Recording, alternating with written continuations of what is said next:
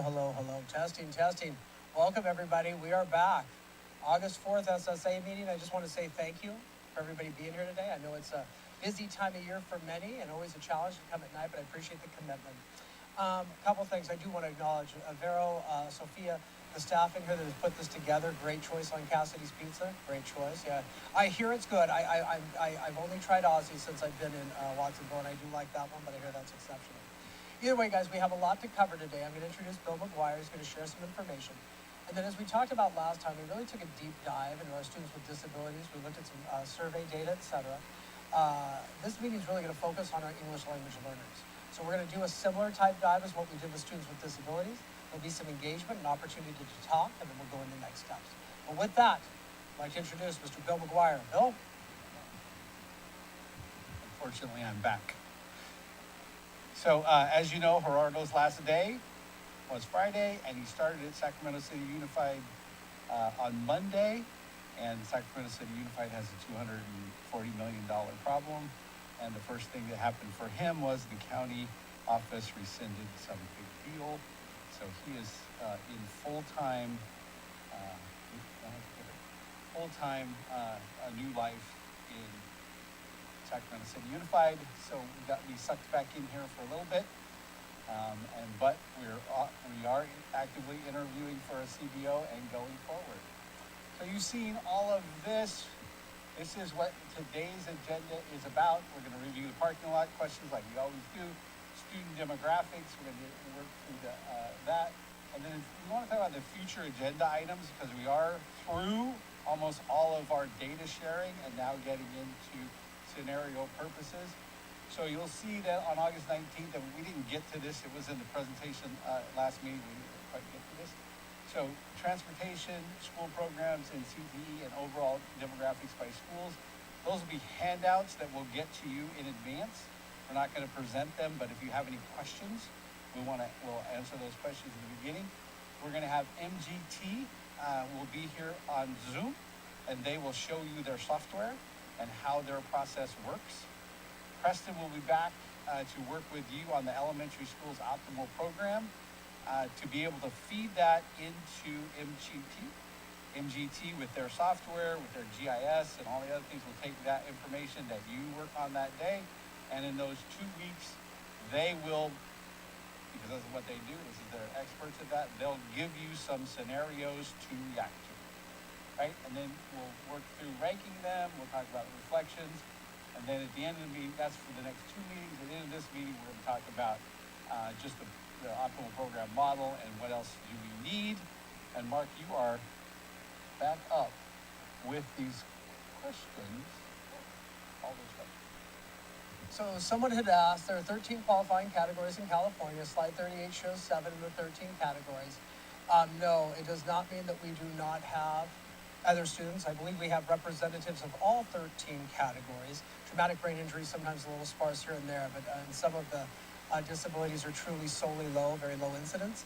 But that was not meant to say that those were the only ones we had. And there was a question, which I actually think is a good piece, that somebody had corrected. Is the term emotional disturbance or is it emotional disability? There's an assembly bill that I want to say passed about a year ago.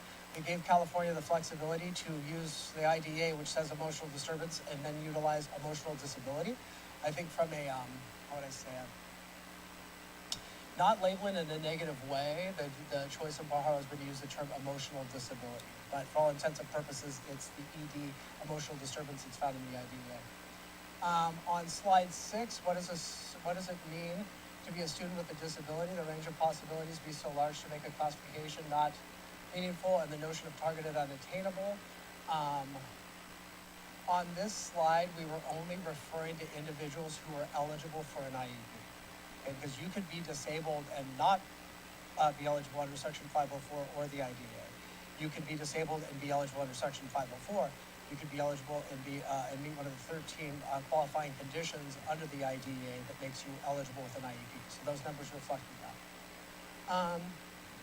Parent engagement in districts across the states tend to drop off and often significantly when students transition to middle and high school.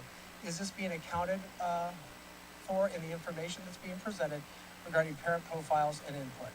And so the youth truth data that was shared represents all those responses. I do not know the breakdown of those, but that was basically conglomeration of everybody put together. On slide 17, the title references relationships, belonging and culture are the areas of focus, with subtle references what students and adults experience day to day. That simply doesn't make sense without seeing the questions and understanding. So basically it was a call to see some of the questions on the Youth Truth. We are providing the survey question, and we're actually providing a link there with the survey questions, I believe, if memory serves. It's going to outline some samples around that Youth Truth survey.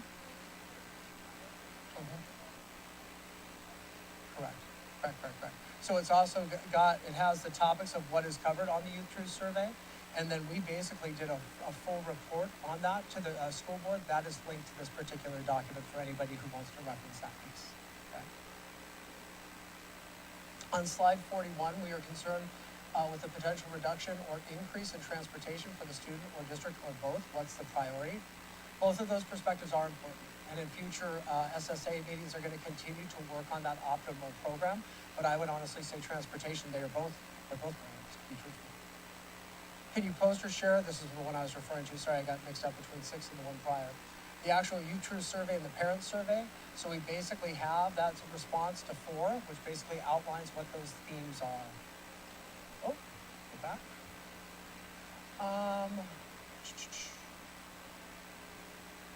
Are we using Preston's framework to guide us in our decision plan? And so, yeah, the placement Preston shared with us at the previous meetings is going to be used to inform the process for those recommendations. So that's that question, yeah. Some of the people on the SSA have not seen the Youth Truth survey as they're not district employees. Can you please share the most recent survey? So we basically have that Youth Truth survey which outlines those questions, and then the results from the board meeting and what was shared with our board. 100, I assume money in optimized custodial services.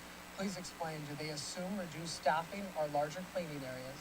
The estimated amount of savings from custodians, the intent, at least initially from what Gerardo had said before he left, was that's going to provide more opportunity and more time to be able to devote to cleaning the facilities. So that's what that was referring to. What is the vacancy percentage after we remove the portable? We're not sure from a point of clarification what we were trying to get to there. I don't know if anybody asked that question, if they want to pin down there. I don't. I think a lot of us have asked that question. So there's been a lot of discussion around removal of portables, and the data we've been shown on school capacity includes all portables from how it was answered previously.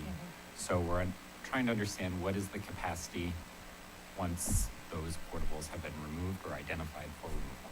Okay, we can put that back on there and get that information. Thank you for that clarity. Can you show the 17% district-wide numbers of students with disabilities by grade level? That's also linked there, so that'll show you kind of the rundown, and you're going to see kind of probably peaks and trends a lot initially, and then typically at about the 2nd, 3rd, or 4th grade. There's concern that the district undermined equity efforts and targeted support formally regarding the reading intervention teachers. Do those concentration funds formally spent on RITs get spent on equivalent total dollar amount as before? The claimed more proactive and sustainable approach of the DL, does it actually hurt equity because targeted supports is lost even if base tier 1 support like curriculum PD is strengthened? No, we don't believe it does. Can we have Preston's framework on big posters connect you to the youth survey data? That answer is yes. Please provide true capacity at each site without pushing the limits. So link to that capacity study was actually reviewed at a previous SSA meeting, so we included that again for reference. And Youth Truth data, are you using demographics as a variable to right-size data analysis? Example, migrant parents less likely to complain, respond, and provide feedback at the same level could result in a false positive? That answer is no. Yeah. I just wanted to clarify, go back to 14, because you move so fast. Oh, I can talk slower. No, just, so the 14, the reason behind that parking lot was because the district didn't account for spaces that are being utilized other than classrooms. So it was, the capacity was if it was a classroom, right? And not like, is it being used as a wellness center? Is it being used as XYZ? There are spaces that are being utilized other than a classroom. So that's why we wanted to provide the true capacity at each site. And the district said that they would work on that. Thank you. No, thank you for that. Youth data survey questions, the ratio for special education, the percentage of mild, moderate needs. What do we have here? Some of that is budget. I think if you're looking at the percentage of mild, moderate, it gets a little funky. And what I mean by that is recently the state has changed kind of the definition of what is considered mild, moderate, and moderate, the old moderate, severe.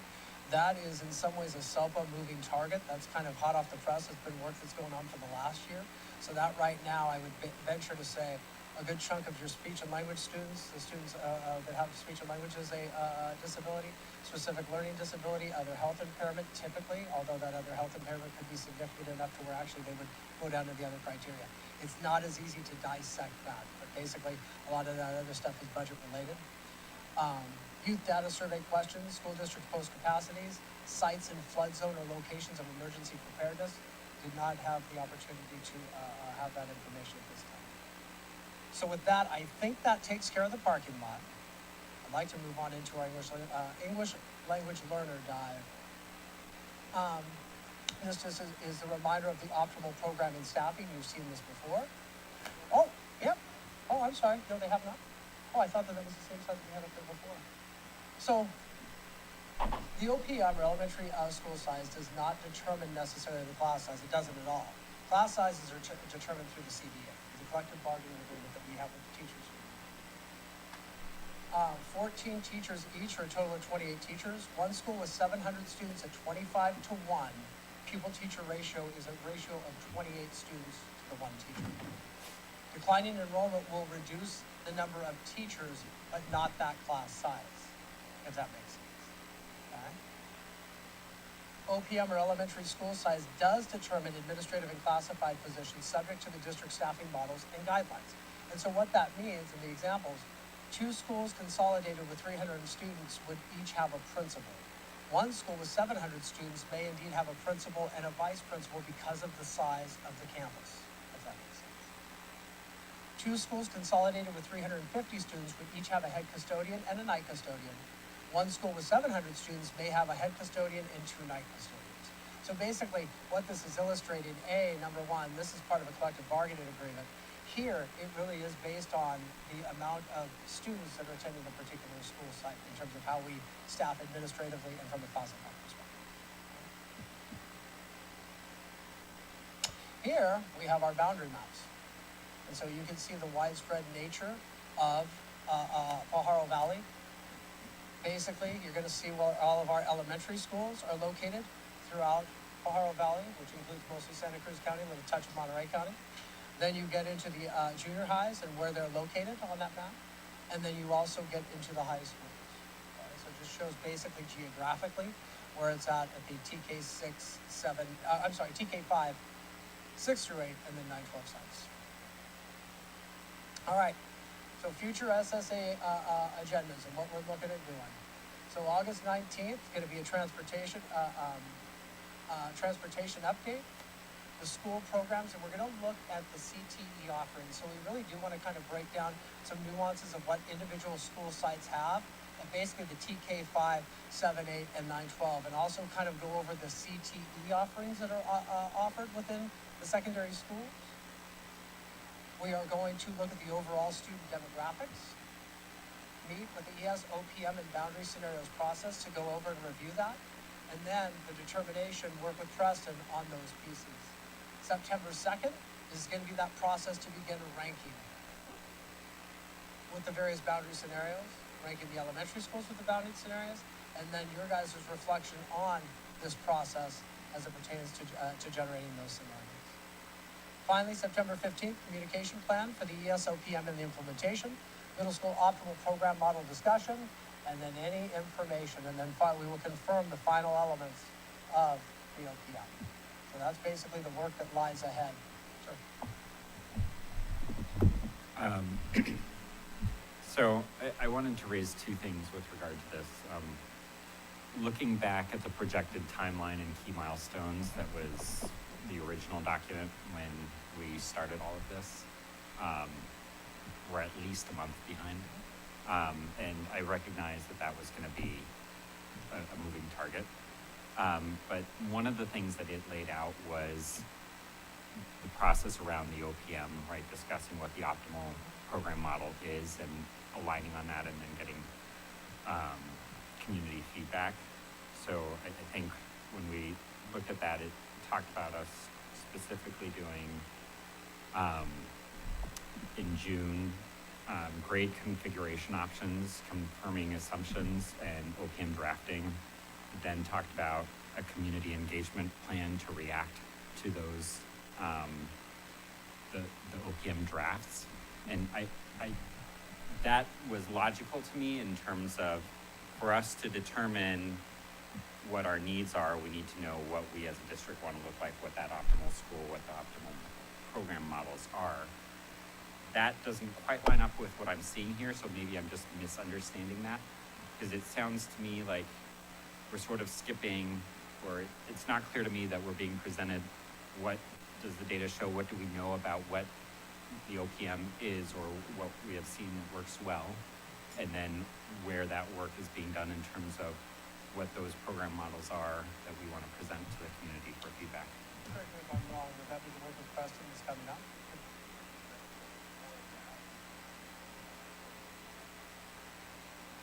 I understand the outreach, but we have to do the work before you do the outreach, and that's what's not clear to me.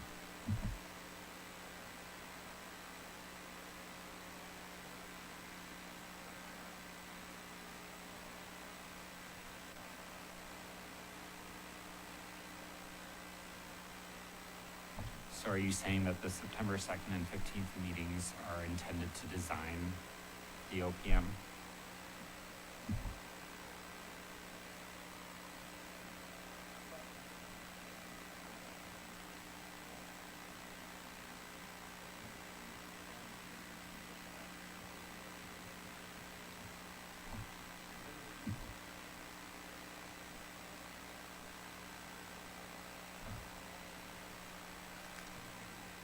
And so at what point are we going to talk about what data there exists to sort of showcase what OPM, what the optimal programs are, or what has worked elsewhere?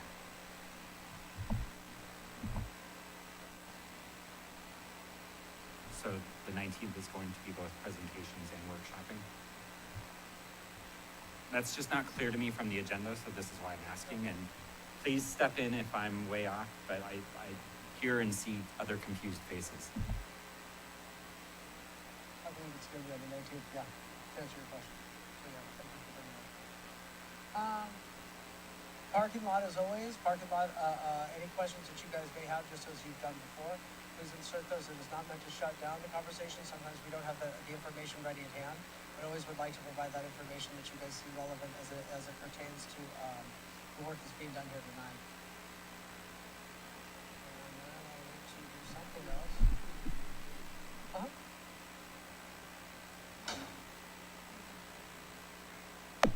Who's setting the first,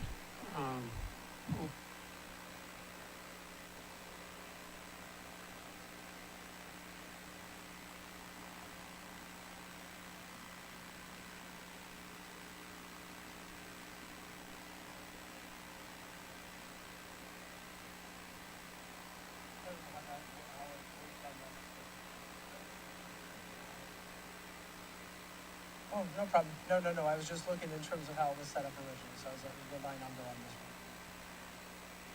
Preston will be here to work through the OPM determination with the committee.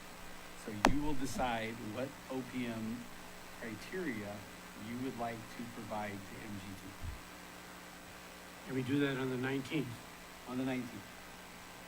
Do we get anything to look at before we come here so that we can cogitate a little bit? I believe you will. You believe? Yeah. We have But that- we have people that do that. That's not me, and they're working on it as we speak. But in fairness, my last comment, in fairness, we need to have input opportunity to evaluate it rather than coming in after the fact. And I have that feeling that I'm here to listen and maybe have a chance someday to have an input. I would agree with you. The input will be on the 19th. Second Okay, so I'm question, I'm gonna- what does ES stand for as part of the OPM? Elementary school Okay, optimum program model. thank you. I'm gonna jump on the bandwagon here. I think that there's a real concern, certainly I have the concern, that I'm going to be asked to make my recommendation for what I think OPM is and chime in based on, in part on what Preston has told us and will tell us. But we're not getting, I don't see where we are getting the direct feedback from conversations with teachers, recognizing there are lots of teachers around the table here, but teachers throughout the district, parents throughout the district, and getting that two-way conversation and the time necessary to look at that and think about it before saying, okay, great, we saw it, here's what we think we should do. Understand that completely. I think the process is there has to be something to react to. So this committee and the history and all the information that we planned and what you have received as a committee. So people are working on trying to summarize that so you have documents in hand to be able to utilize that, and then utilize that with Preston as the person who's going to help facilitate that. Preston comes with you with no perceived this is what should happen. So he's going to work through that process with you, and you as the committee come up with the OPM. No one else comes up with OPM. Here's the options, here's the things, what do you want to do? That's what Preston will work through with you. So I'm just going to read from the optimum program model that was presented to us on April 14th in terms of what our work was. And here it says, PBUSD will include a dedicated process to define the minimum and preferred conditions a school should be able to provide for students, establish optimum school size parameters based on variable cohorts per grade, and use that standard to evaluate school configuration and enrollment scenarios. Now, we have heard a lot about this district, and I am very grateful for all the data you have presented. What I'm missing is there's data out there that says in an ideal school, you've got 3 cohorts of each grade. In an ideal school, we know that you want TK first graders together, you want whatever that is. We haven't seen that. We've heard a lot about the district, which is great when you go to the phase of this is what an ideal school looks like, what schools can meet that need, but maybe I'm missing it. I feel like we've skipped to the data piece of here's what works well or is ideal, or here's 5 different scenarios that work well, and maybe one of them works better for this district because of this district's demographics. But that piece hasn't been presented to us in terms of what works well. What we know is having one of each grade, probably not ideal, but that hasn't been shared. And so it seems like we're skipping that piece, or that's being presented to us on the same day that we're then being asked to design what the optimum elementary school. And if I'm being presented that data the same day or same hour that then you expect me to design it, that doesn't give me a lot of time to research and think that through. And so to John's point, if you're going to present data that says this is what an optimum program looks like, we should have more than an hour to digest that before we design something that we then present to the community. Okay, one thing I do want to point out, at least on the student, and I appreciate the comments and what was said. I do think, at least as it pertains, and I think it's important to put in perspective some of the stuff that we worked on last time, which really was an analysis. I know that there'd been a lot of work on the actual facility end of it, the student numbers, et cetera. But I think, and again, I think to your point, I don't know, and much like we were going back and forth with the students with disabilities, I think what is a priority in some cases can be in the eye of the beholder, unfortunately, which makes this work tough. I'll be the first to admit it. But again, a small size here may benefit here from a transportation standpoint. Conglomeration could lead to benefits in a number of the areas that we talked about. If we combine, then that leads to a potential transportation issue. So I just don't know if it's as clear cut as saying that here is the one way to do it with analysis of Pajaro, because in my experience, every district has its own unique DNA, every district. And so I do think that that's the work of where it's sometimes, and that's, I honestly, I think it's where it gets sticky, because a person's perception may differ than mine, and that's okay. I mean, that's the work of the committee, and again, I think it can be messy work, but it is, I think everybody would have somewhat of a different potential idea on some of the things that goes through, that thrown up in the data that we look at. Either way, enough of that. I do want to get into this, guys. We had promised, and this is a significant student group within Pajaro Valley, our English language learners. So I do want to take a little bit of time to go through some information.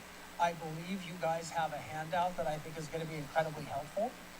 This is a nice 2-pager that as I go through it, and I will talk slowly, Ashley, so I don't get too far ahead of the game. But this really explains the programmatic offerings that are in Pajaro Valley currently, okay? So I'll wait for that to get passed around. And you'll see the slide as I get to it. Thank you for that remark. I have a really quick question to go back. Our committee hasn't formally adopted a rubric for this. So, like the work that we're expected to do in September. So I didn't hear this, but am I understanding that we're also going to develop the rubric in September as well, in order to like effectively, you know, During that time period, yes. that same meeting? Well, within that series of meetings, yeah. All right. Really want to look at the English learner profile, and we're going to kind of vary it up, depends site to site, kind of the focus areas and the progression that our English language learners have within this district. We're going to look at where our programs are at and what is offered, and I'm going to kind of explain, basically it's really 2, but 3 different varieties, and then if you count newcomer, 4, and the programs in terms of their location, which is also on your sheet, which I think is very beneficial. Really wanting to look at and what conditions do we do or can we do that fosters language growth for our kids? Continuity and access, and basically how do we ensure that some of our most at-promise students are getting the language development services that they need? That's a big deal for English language learners. We're going to look specifically at the profile and the program pathways. We're going to kind of take a general look at like the progression of an English language learner as they work their way through their levels. Touch a little bit on like some accountability or like the English language progress inventory index, ELPI. We're going to look at the current footprint, our staffing schedule, because there are some challenges when it comes to some of the dual language programs. We have great programs, don't mean it like that, but challenges in terms of just staffing and credentials, and then scenario testing criteria and a discussion. So what I wanted to do was at least throw out, and this does not read horizontally, it reads vertically. So throwing out, and again, just if I'm guilty of it, what these mean. When I talk ELs, we're talking an English language learner. When I talk ELD, we're talking the English language development. An LTEL is a long-term English language learner, more than 7 years of being classified as an EL, and all those years after, they become what's called an LTEL, a long-term English language learner. The IA is the International Academy, which we'll talk about in a little bit. DL is what I'm going to talk about, the dual language academies, which we have in a number of our schools. In terms of assessment accountability, the LPAC is the English Language Proficiency Assessment for California. That is a big test that basically assesses the kid in reading, writing, speaking, and listening skills. And it is administered once a year. Their goal is to get a 4 on that assessment to basically demonstrate their proficiency on that one measure. Well, it's actually one measure. That's the test. ELPI is that English Learner Progress Indicator that I talked about. RTEL is at risk of becoming a long-term English learner. ELD is the Designated English Language Development. And there's another slide where I'll touch on what that means. RFEP is when you're classified, reclassified, fluent English proficient. We have an obligation to continue to track those students and their progress beyond when a student reclassifies and becomes, or is no longer considered an English language learner, other than the reclassified state, which again has us track that. We have ALL, which is the Academic Language and Literacy. TBE is the Transitional Bilingual Education Program, and I'll explain what that means. That's also on your sheet as a nice little description. You've got the seal, the State Seal of Biliteracy, which is an impressive honor, gold stamp on the diploma that really rewards those individuals who are biliterate. They demonstrate their proficiency in a number of ways. A to G, that's what we're referring to when I'm talking about being able to transfer and be eligible to transfer to a four-year institution outside of high school. That's a specific sequence of courses that must be taken and a passing grade of a C- or higher to even meet A through G eligibility. And then CTE, if I mentioned that, we're talking the Career Technical Education programs. So I showed this slide last time, and again, somebody asked a great question, so I want to point it out. As of when this data was pulled, 37.9% of the students in Pajaro Valley are English language learners. This is 64%, which includes the current, but also the former, the ones that reclassified as well, and the RFFs that I had talked about before. So you will see, we have a large chunk of English language learners in Pajaro Valley, no sense or buts about it. You also will see, and again, I'm going to ask you to take a look at that chart if you haven't already. We have academic language and literacy, basically, special design instruction, SDI, forgive me guys, what am I, thank you, thank you. I was gonna go into the special ed route, no, SDI, other, but that is, a method of providing English language development that is every one of our, elementary schools.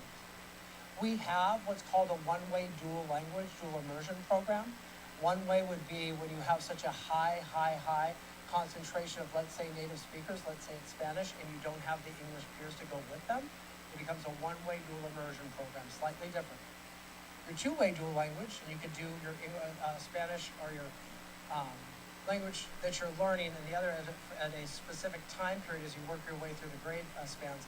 But that's basically when you combine your Spanish-speaking, native Spanish speakers, and native English speakers together with the goal of being biliterate. The International Academy is at 2 sites. Those are our newcomer programs that we have, which the location is on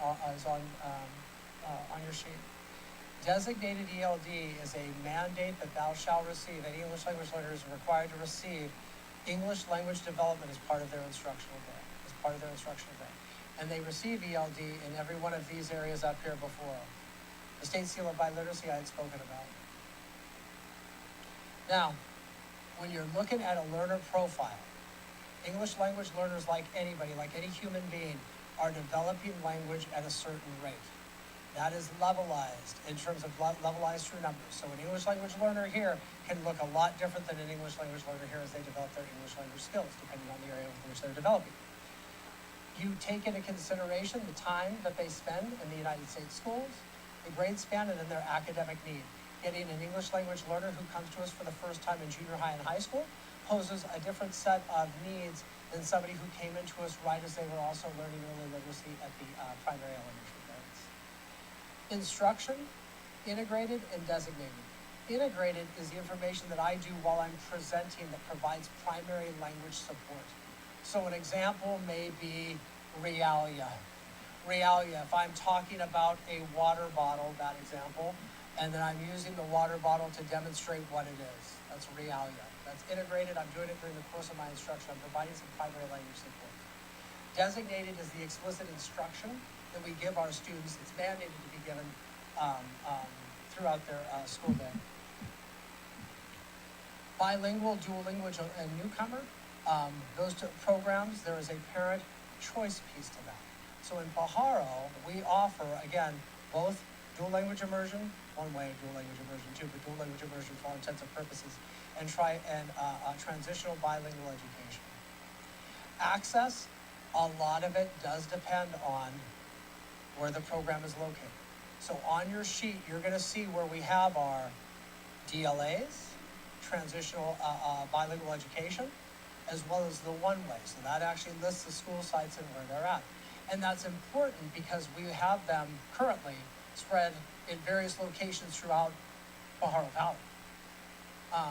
Consideration, and I'm not suggesting that this is what I recommend, but when it's spread out like that, is there a benefit to actually combining and forming grade levels that have DLA? We'll get to that when we get to kind of some considerations as we look at our English language learner.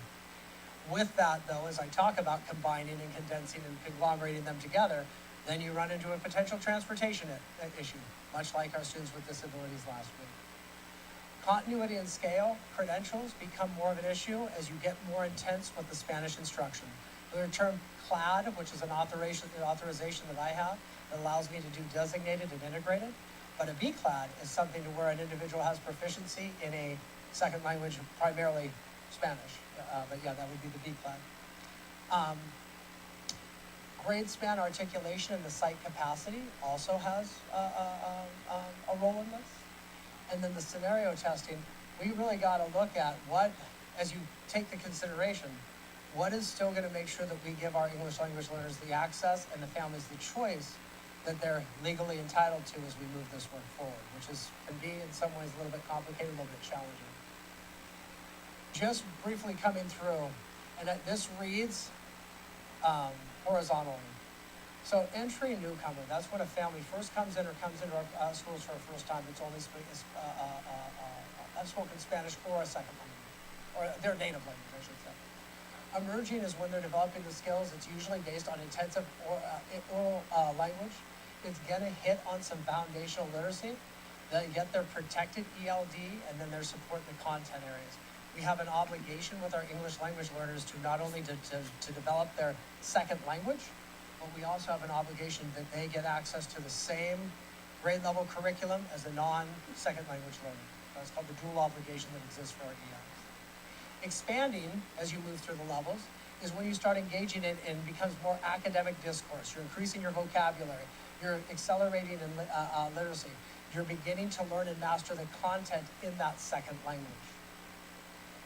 Bridging to secondary is really where you get the course access and where you basically, where you're getting closer and closer to reclassification is where it's at. But as you make your way through the grade levels, you're looking at the course access. They're still getting their daily designated ELD until they reclassify. And we're hoping that those individuals are also, we're keeping on them on track for the same A to G, access to a 4-year college at their choice as a non-English language speaker, non-English language, or as an English language speaker, I should say. All right, as I mentioned before, all 15 sites, we do ELD daily at all 15 of our elementary sites. We have the designated ELD and dual language academy at 6, actually if you combine them, DLA, one-way DLA, and transitional bilingual at 6, and then we have the 2 international academy sites. Those are the newcomer programs. And remind me, I don't have it in front of me, where are 2 newcomer programs? Rolling Hill and Watsonville. So that really is at that grade level, at the middle and high school, students that come in for their very, very first year at the middle school and high school level. And those individuals are given the opportunity to go to one of those 2 schools for a true newcomer program. A lot of additional supports are provided at that grade level, and then we eventually move them out of the newcomer program and they immerse into the rest of the, well, not immerse with the student population, but they immerse into their core academic courses. But they do receive a lot of support during that first year. Yeah, sure. We previously had a counselor dedicated to the newcomer program, so I'd like to know, with the elimination of that position, who is providing that counseling support to the newcomer students, and what types of additional support do they receive in that first year? Gotcha. I'll parking lot at Brandon. I'll get you that information at our next one. Yeah. So the question, I want to make sure the newcomer counselor is not there, and you'd like to know what supports are provided through the newcomer. Yep, got it. Some highlights. ELPI, again, that's a California dashboard. There is, if you go onto the Pajaro, you look at any school districts, it's measuring the progress of what you're doing with your long-term English language learners and also your reclassification rate. Those are 2 metrics that are big deals on our California dashboard. And you're gonna see, very, very pleased with 1,067 students who reclassified. I actually saw the data broken up by grade span. Pajaro Valley has made considerable growth in the reclassification rate over the last 2 years, if you look at the 3-year trend line. 47.8% of the LTEL cohort is making progress, meaning they're making their progress toward proficiency, they're making progress on their statewide assessments. Good number. LTELs, and it's in red, and I'm gonna explain why. 25.6% of our students actually test out of being an English language learner. However, on top of getting a level 4, there's other criteria that is used by the state to determine whether or not a student reclassifies. And those 4 things oh, go ahead, I'm sorry. I have a question on the 1,000 students who reclassified. Do you have data from that cohort of students who went through the A through G track and graduated from high school and were part of that curriculum? Good question. That would take a lot of data. Wouldn't be unheard of, because if they have reclassified, we're going to still see the LTEL, so it's still, I'm sorry, the RFEPs reclassified, yeah. So what we would then do is try to combine that to see A to G going rates on that. It would be interesting. It would take some potential time, yeah. I could see about gathering that data. Anyway, back to the 25.6. So they're testing at level 4. They're actually testing proficient. The other criteria is what's holding them back. Beginning July 1, 2027, so next year at this time, that level 4 is all it takes to be able to reclassify. And it's not all the other criteria that really, in some ways, could be deemed as somewhat subjective on a student's language proficiency. So that's good news, depending, I guess, where you stand depends on where you sit. I think it's good news. I think it's a win for English language learners, personally. But I do think that there's a number of individuals that have showed proficiency truly on the assessment, which measures reading, writing, speaking, and listening, versus the other criteria that sometimes there could be other factors that's leading to that. Dashboard, yeah. Again, biggest thing, if you guys want to look at our LTEL performance, the long-term English language learners is a student group that is measured on any academic thing that we do, and including actually chronic absenteeism and I think suspension if memory serves, but definitely on the academic end. Sustainability, as I talked about, is we're looking at that on the pathways. And it's important to note, guys, that families do have a legal right to decide the ELD with which they're going to receive. A number of our families just go in this direction, meaning we have all 15 of our school sites offer daily ELD with a focus on learning English. As you get into the dual language pathways, you're really looking at biliteracy. The goal is not just to have, it's really to become literate in both English and your second language. So it changes, whereas this right here is the focus on learning English. The translational bilingual sites, they do a little bit more of what I would say primary language supports, especially in the early grade levels, but the goal isn't biliteracy in both the native language and the language that they're learning. The goal is for these people to become literate in English. So it basically provides more scaffolds and instruction in their primary language, and then peels all the way back, typically in grades 4, 5, 6. Yeah, Brennan. Are we gonna see, maybe it's in the future or not, but like, do we have data for the number of students or the percentage of students who reclassify based off of programs? So if they choose the ELD model, what's their reclassification percentage? If they're choosing transitional bilingual sites, what's their reclassification percentage? Is that something that the district has, is one question. Then I have a totally separate question, but it's on the reclassification process, because I know that you need certain scores on your LPAC, but you also need a GPA and other components. So does the district then track that data to try to provide targeted, like if we know, well, Brandon's issue is listening, because that's my issue, like how do we target that when I'm getting ready for the LPAC to be successful and get over those hurdles? I'll parking lot it for you. It's a great question, because to me, you become very, very prescriptive, especially if you're looking at the LPAC and you can see where they're scoring poorly. My teaching can change just based on that. But even then, you hit the nail on the head. There's other criteria that are a little bit more subjective that isn't really with language proficiency. But yeah, the mindset also, and then to your original point, do we experience more success here with the program here that is provided at all 15? You're gonna have way, way more kids here. But does the percentage breakdown vary between the two? Good question. Yeah, I can see if we can dig that up. Yeah, because I think if we're looking at an optimal school and we're considering what types of ELD programs would we offer in our optimal school, we kind of want to compare some of that success rate data. I agree. All I would say is, and it's not be careful, be cautious, know this. A parent has the right to request other EL programs beyond just this one right here. Now, some of them take a certain number, etc.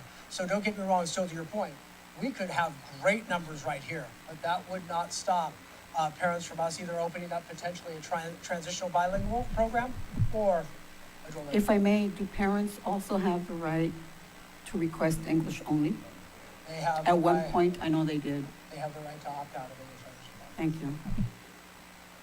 Okay. So again, not to go retro to what we did with the SWDs, I do think in this case it may be a little bit more, I think it's easier to read for me, but again, that's my perspective. And what I mean by this is the trade-off. So as you're looking at the decisions that need to be made here, and if you look at the size of our school and potential the drawbacks and the benefits thereof, consolidation versus separation, from an English language learner perspective, the smaller the cohort, the less English peers that they have are individuals that are speaking the English language. So the smaller the cohort, depending on the percentage of ELs you have at that site, you may not have a lot of English speakers that are there too, or not enough English language learning peers, English only peers to support their language development through play, recess, conversation, etc. We do have multiple program models, which is fine, but to the point I made before, we have dual language academies that are spread out amongst school sites, programs and grade spans, and then other grade spans that are not. A consideration would be, do we consider it as something that should we look at combining DLAs to where we had more DLA grade spans? So for example, let's say that I operate a DLA program and I have one TK teacher, one K teacher, one first grade teacher up through 5th grade. If you combine, then you would have a job alike that is also a TK, if the numbers came in and played out that way. So the benefit of that would be teacher collaboration back and forth on best practices of DLA. The drawback on something like that would be one of the next pieces on this, which would be the staffing, which would be the credentialing. You would have to have the individuals that would be able to do that. So, limited staffing pool, again, a B-clad is an authorization that I don't want to say not many have. I would say it's not nearly as common as your typical California teacher credential in any subject area, multiple subjects, etc., and nothing like the clad. The B-clad requires somebody to be relatively proficient in their second language or in their Spanish or the other, whatever the other language may be. Intentional planning, I talked about. Staffing, the consideration is, it's hard to find your bilingual teachers, touched on that. Student grouping, the proficiency and alike grouping and being able to levelize your kids based on their language proficiency needs. Grade span transitions, so if you were to offer a DLA at a school site, does it transition into grades into the middle school to where they're also having the opportunity for a DLA program in their middle school? So if you have, let's say a DLA program was at a school site that would feed into, say, Aptos Middle School, and if that program isn't at Aptos Middle School, it's actually at one of the other middle schools, then they wouldn't have a natural feeding pattern to go into the junior high program. It could also be a dual language academy, or dual language program. Scheduling, when we get to the high schools, and this is a shame, a student who has not reclassified has to get their daily ELD. So what happens, and I shouldn't say, yes, there's a way for a parent to opt out, but they have to get their daily ELD. In a junior high or high school schedule, when you're taking your daily ELD, that course comes at the consequence of typically something that, and again, making a sweeping generalization, students tend to like the electives. They like their CTE courses, they like that. So that trade-off actually is much like a student with a disability. They get their class that's required by their IEP. The EL gets the class that is required by their by the law. And what it does is it comes potentially at the cost of what we do down here. That makes sense. And then family trust. Family trust can decline for a lot of different reasons. Family trust can decline when we're not clear and we're not offering the ELD as supposed to. Family trust can erode when they are expecting a program to get them through to this stage and then we change. So there's a lot of ways that family trust can be broken. Clear communication, clear pathways in our experience is what typically works best for our families. Having committees that discusses the work that happens through dual language and transitional bilingual education, also effective. Lastly, or not quite lastly, but I'm getting there, guys, I'm getting there. It's important to, when you're looking at English language learners, much like SWD, students with disabilities. Whatever we create, does it give the parents the option and does it give kids access to their daily ELD? I would argue, yeah, at least on the ELD that's in 15 sites, I think that's going to be a guarantee no matter what's decided. But DLA and transitional bilingual programs could become a little bit more problematic. Scenario evidence, the things you'd look at, the master scheduling, that kid not getting an elective, credentials, the pathways, all that piece as it comes into where we put programs, including programs that are specific to our students that require different credentialing. And also an equity lens. And again, I'll use this example. We are the team, and it's okay, guys, this is gonna be the nature of the beast. We could have the best laid out plan that we think works perfectly. And let's say we place it at one school for this, that. If we can't get a kid from there to there, or we make it too difficult, that could have a negative effect, obviously, there. And guys, I will tell you, I don't know for sure if the work that's being done here, I wish that there was a clear path. I wish that there was a recommendation that could say, here's the easy path, guys, shoot, we would have been done a long time before that. But to me, it is the nuance, and you gotta do the best you can with the information that you're given, and then go from there. I think I touched on this, yeah. So it basically kind of reiterated there. But again, I want to go with the English language learner questions if we're looking at academics. Are they getting their daily ELD? Belonging and safety. Can the site sustain the language-rich instruction, the cultural, not awareness, but the cultural appreciation so that the kid develops their own confidence in that particular area? Attendance. Does the location or schedule create a barrier to our kids going to them? Possibly it may.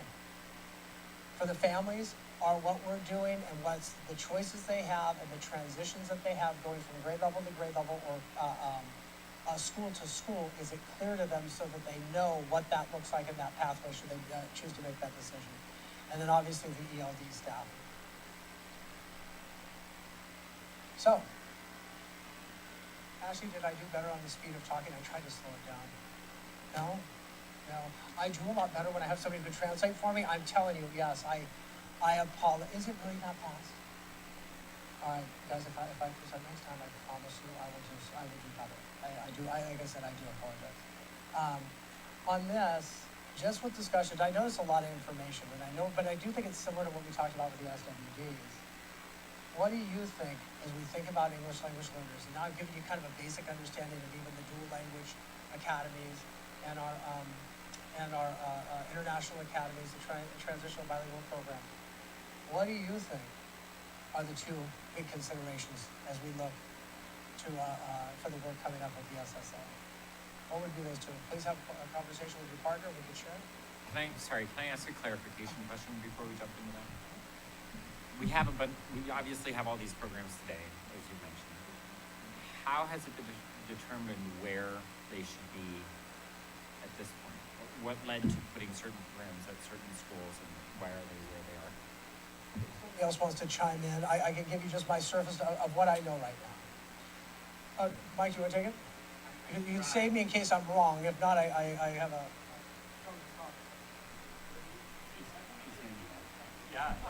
Yeah. No, his first. Then I can say yes. No, you're right. Then I'll say that's what I was going to say. Go over it. Oh, that's a great question. I think a lot of it happened, oh boy, what was it? No. When, was it 187, 227?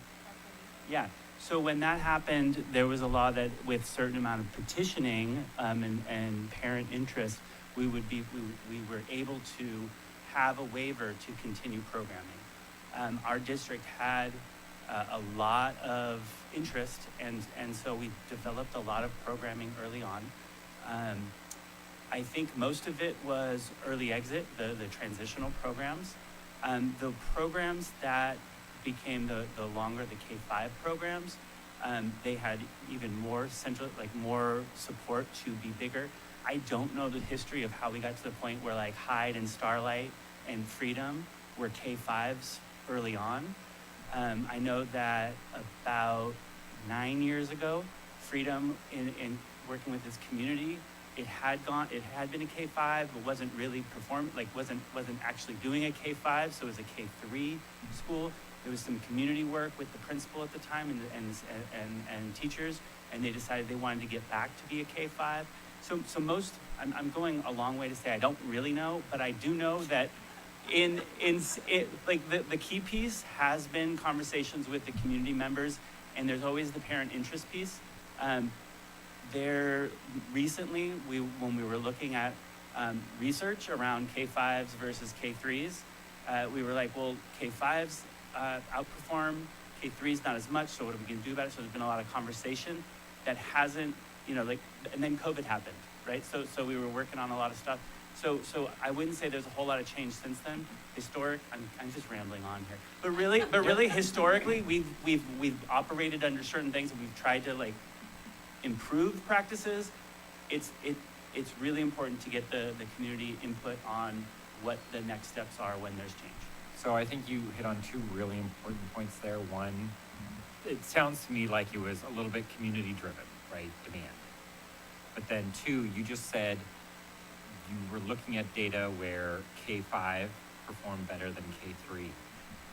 That's the kind of information you should be presenting when we're talking about OPM, right? So I think when we're talking about designing an optimum program, if there is data that you have that says K-5 works better than K-3, you should be putting that in front of us, because then why are we designing a K-3 if K-5 is the ideal, right? And so, thank you. And correct me if I'm wrong, but it's my understanding that if there is, for example, a dual language, the neighboring school could not also be a dual language or one way, right? You mean currently? Yes, currently. No, if you look at Hyde and Starlight, they're really close together, and they're both two strands. They have the strands, the all model strand and the one way strand also. So they're really close, and they both have similar programming. Okay. I'm just asking because this, speaking from the Hall and Ohlone, when that transitioned, they transitioned the Hall to only English. So they took out that early exit model, and then they did dual language for Ohlone. So that was my question. And so that was actually the most recent change that we made is taking those two schools that are close and trying to, there was the B-clad issues and there's transportation issues, and trying to kind of neighborhood schools where families that wanted the all model would go to one, and the ones that wanted the two-way model would go to the other. So trying to maximize our opportunities. All right, thank you. This could be a parking lot one, but I just caught Berman mention B-clad issues, and I know it's a challenge to keep and recruit and retain staff who have a B-clad. So I would like to know what efforts the district takes to support teachers in earning their B-clad. I know we have done signing bonuses for special education and programs where the district funds them earning their credential. So I'm wanting to know if that's something the district would be willing to consider. And I know we had people this year who had a PIP or a STIP waiver just for the B-clad authorization because they were in a program, and they ended up getting laid off because they weren't done with their program. So I think that we want to maybe find ways to support growing our staff and earning these credentials and then keeping them, because B-clads are hard to find. Good point, Brandon. Do the teachers receive a stipend for the B-clad now currently? Only if they're at a site that's designated ELD, and we're in negotiations trying to get a better stipend to recruit and keep it. I asked the wrong question. Not designated ELD, designated as a bilingual or a duolingual classroom. Mark, can I ask something? Or a clarifying question? So I heard Matt say that we're designing a K-3, and it's not, right? We're designing a K-5 optimal?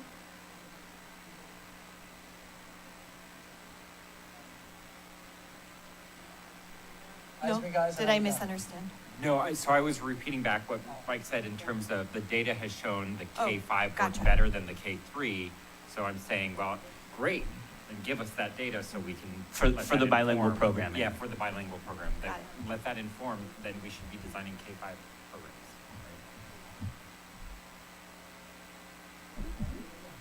What is the difference between the K-3 and the 5? What conditions make them different in a Going school? with early exit? Yeah, what he's referring to, early exit, transitional bilingual education, is you're providing a lot more language support early on. TK, K1. The goal there is to learn English, and is to learn English as rapidly as you can. I have seen the bilingual programs to where they're not as intensive, or they do more, probably, call it, in this case, I'll just use Spanish as a language, but also English, and it delays their growth. I can't say delays. It lengthens the time in which they're receiving some supports in the Spanish language. But the whole piece on a TBI early exit is really to provide the primary language supports and then get them in English only as quickly as you can. And if I said that, I think I said that right. Let me just add on that, with the K-5 program, the goal of that program is biliteracy. So whereas, like Mark said, the K-3 is, the goal is to use the primary language as a support to get to English. The K-5 program, the goal is dual language proficiency.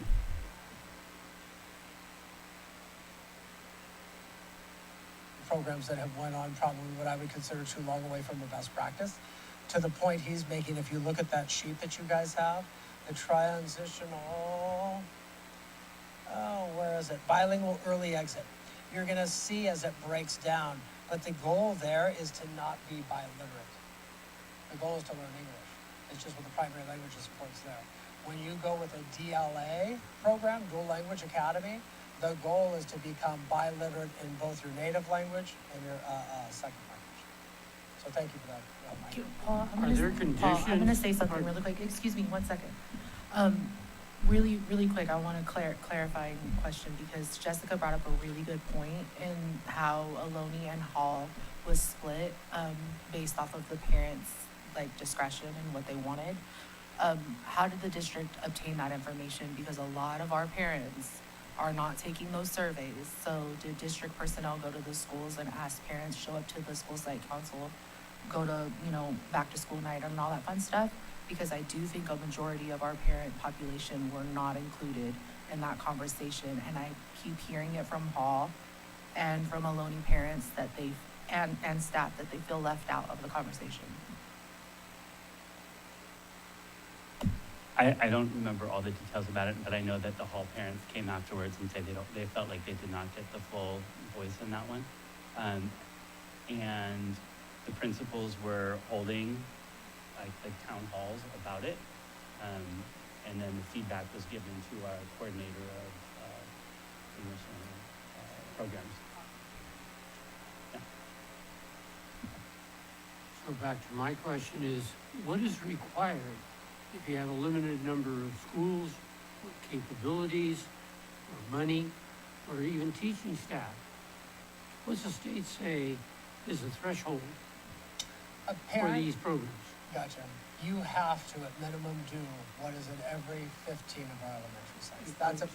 That is a must. You have to do their designated ELD, a minimum number of minutes per day. That's at the one where I showed it, all 15 elementary sites have that. That's the minimum. What is that? That is where do we have it? Yeah, the all model on your sheet right there. Okay. Okay. When it comes to other programs, parents at various grade levels and at sites can request that another language offering be offered to them. Even then, it is not a thou shalt drop everything and all of a sudden out sprouts a Dual Language Academy, but we would have to respond back in writing on whether or not feasibly we could do it. Because if we don't have people with B-class credential, it's gonna be real tough to run a DLA. There's a lot of factors in there, but we would be required to respond back in writing on those situations if we had that number of parents who requested it. I don't know what it was like in Pajaro. In my career, we have never had a site that did that, and we operated the Dual Language Academy, but we did that just because there was a group of parents strong enough that wanted a Dual Language Academy. So to answer your question, you have to at minimum do the all model. We have to offer parents the opportunity to state that they want another program, And then if the numbers play out and if we could do it, then we'd feasibly open it up. And what is the requirement in time? Because you mentioned so many minutes for the all program. Designated ELD varies. I mean, typically it's a minimum of 30 minutes a day, explicit instruction in English language development. Okay. And you may say, oh gosh, Mark, why not more? Because that's where that dual obligation comes in.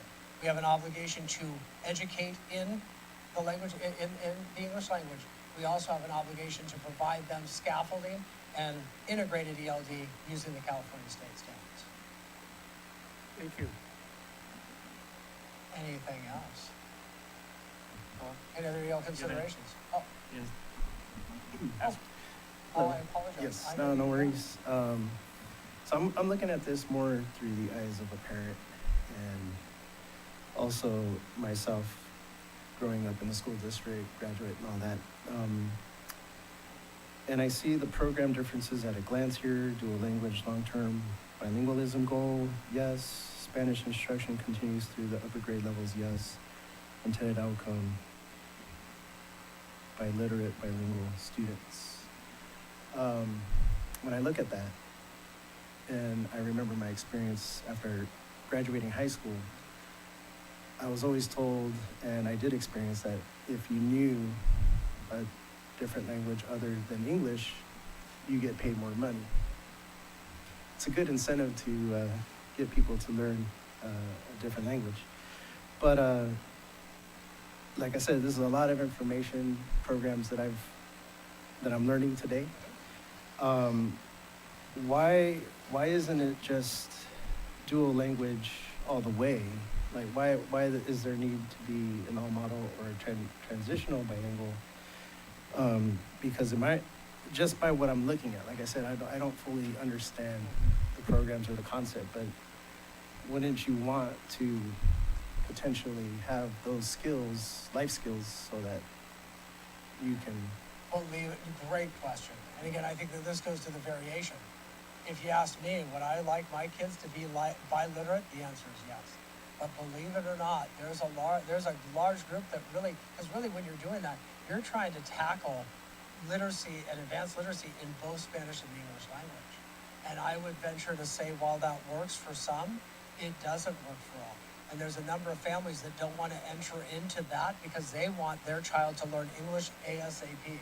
So I applaud what you're saying, and you put kind of the personal piece in it, because I can always personalize it too. Gosh darn, I wish I was bilingual too. I don't know if I would have made it. I mean, honestly, I don't. I mean, those courses, when you're trying to learn two languages at the same time, I believe that is a challenge. It is a challenge. Maybe much, much easier for some people in this room. Well, I don't have a hat.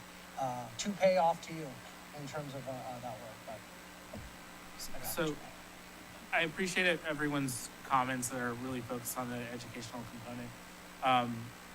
What is the financial cost difference between these programs on an aggregate level, based on the fact that you have to have additional supports between the two, additional, licenses, skill sets, pay rates, like on the general aspect? Good question. I'd have to honestly break it down. If the numbers pan out, though, because you could always say no to the program if you don't have the parents or the individuals that do it. I'd honestly probably have to look at staffing in the ratios and where it's at based on class size limits to really comment. My assumption is they're probably running classes that are at least comparable to a number of our other schools that are not DLA. I don't know if there's an extra FTE here and there. I do not know. But my assumption would be it's not the big cost as much as it's finding the teachers that have the B-clad to do it, if in fact families want to go in that direction. But again, I'm making an assumption. I have not seen DLA versus non-DLA number of students in class.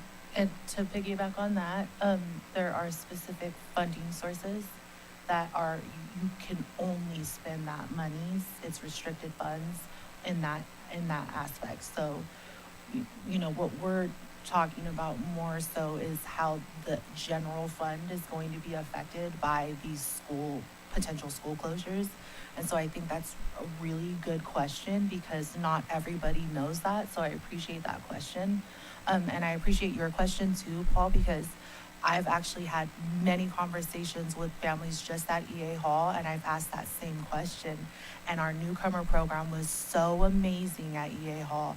Parents sent their students there just to learn English, just to learn English. They did not want their children speaking Spanish at school. And I'll tell you, we've had students come from Mexico, not know one word of English, and be proficient English speaking students in like 3 months. It's insane. So there is a double-edged sword that's beautiful and sharp. All right, so we're gonna get you up moving. Last thing, some priorities, English language learners. Let's go in what, groups of threes, did you say, Peg? Group of three? And Peggy's got some nice highlighting pens. Yes, thank you, Peggy.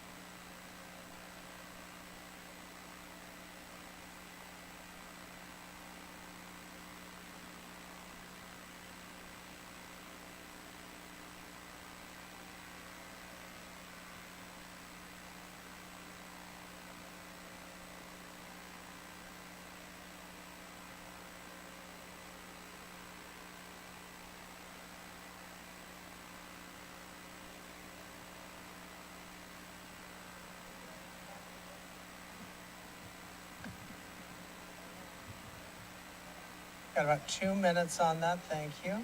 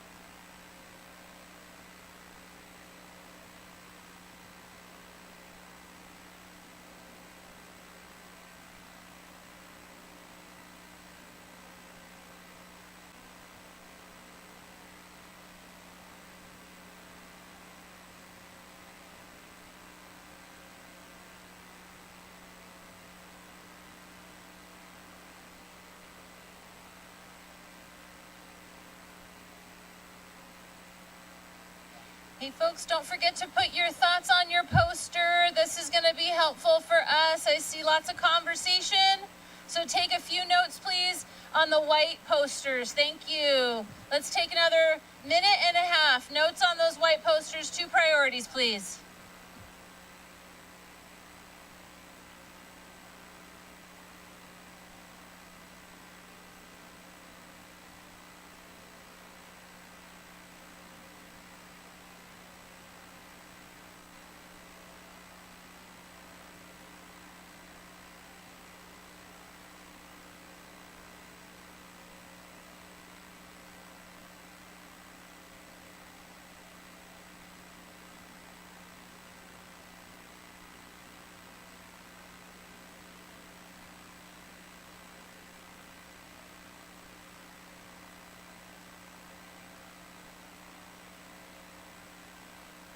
more minute?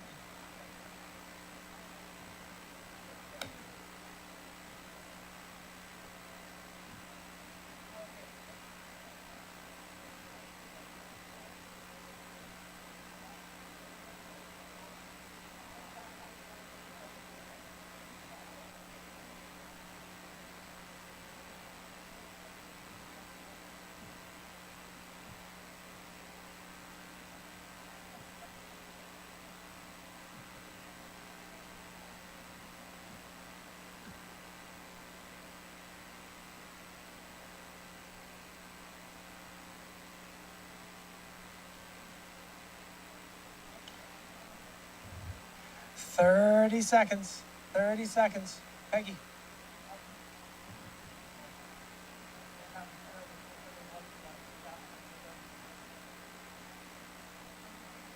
Yeah, push out.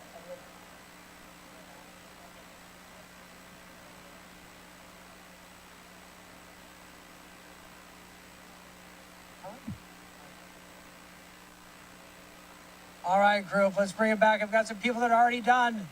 Quickly, do we have a speaker from one of the particular groups? This side of the room. Please give me just a brief, your 2 priorities and a quick why. Knowing what the community wants is one. Okay, and then access would be your 2 key points. Understood. And then over here. Ditto? Data, which is more so, okay, gotcha. Oh, yeah, you added a little bit more, a little bit different. Okay, gotcha. Group in the back, Brandon?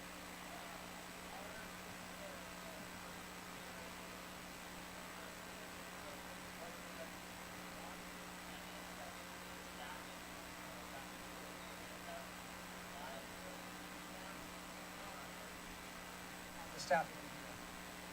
Gotcha. And then back here. Go figure.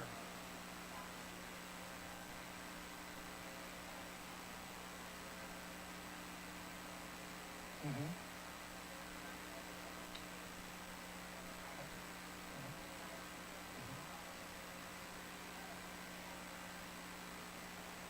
Uh-huh. Mm-hmm. Mm-hmm. Mm-hmm. Uh-huh.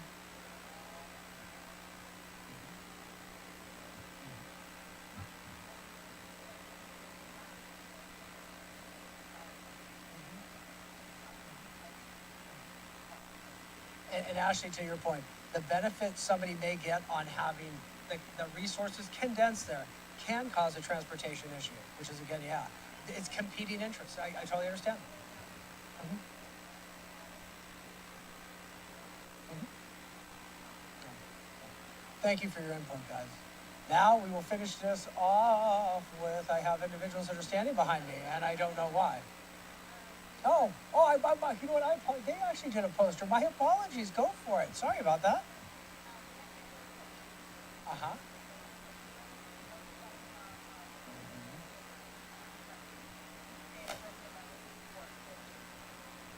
Boy, and so look at that. 2 priorities became 3. Well done, ladies. Thank you. I appreciate your time. Yes, overachievers for sure. All right, to close off this meeting, I want to invite back up Mr. Bill McGuire. You guys stand back up, or you stand up, or you can stay there. Or... Go to the next thing. Stay at your poster. Stay at your poster. Stay at your poster. You have a yellow poster now. But in the back, if you want to put the agenda back up for me.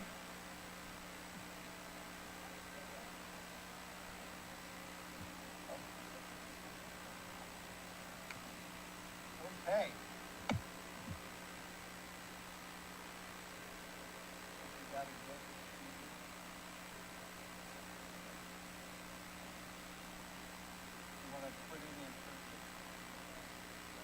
Okay, this is what you were talking about at the beginning of the meeting.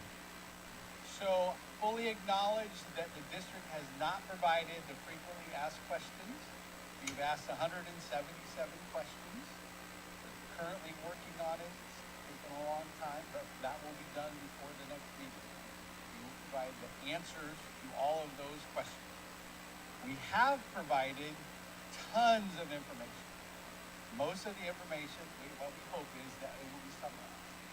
So in the facilities, you have seen from Sergio, where all of the facility information on one school is in one line, including will be the portable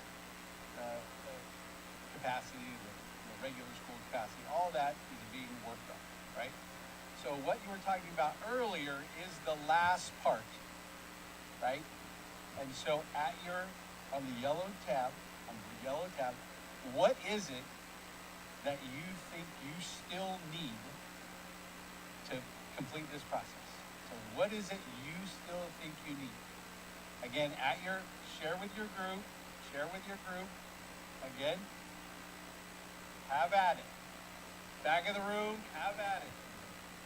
This is how we can document all of that information.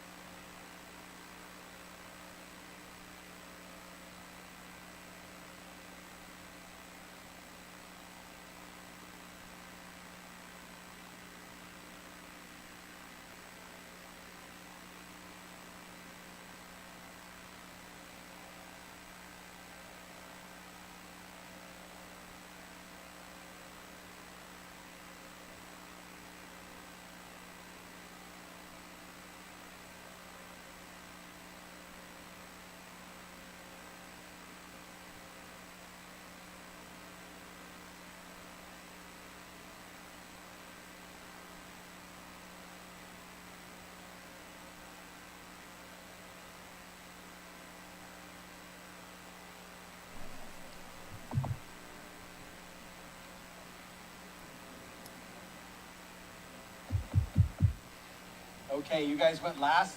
This time you get to go first, and we hear that they can't hear you, so here you go.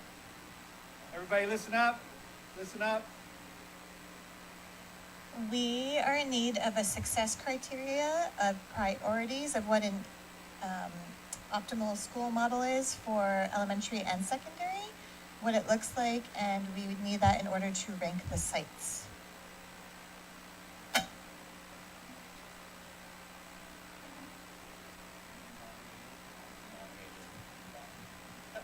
Yes, so in a similar vein, I think we need that clarity. I would add to that that there might be, we should be presented with multiple models that make sense from the district. We use the district in a very large sense of districts perspective, and the criteria by which those models are selected and others are not chosen, to just build that trust and confidence that we've got the right things that we're looking at.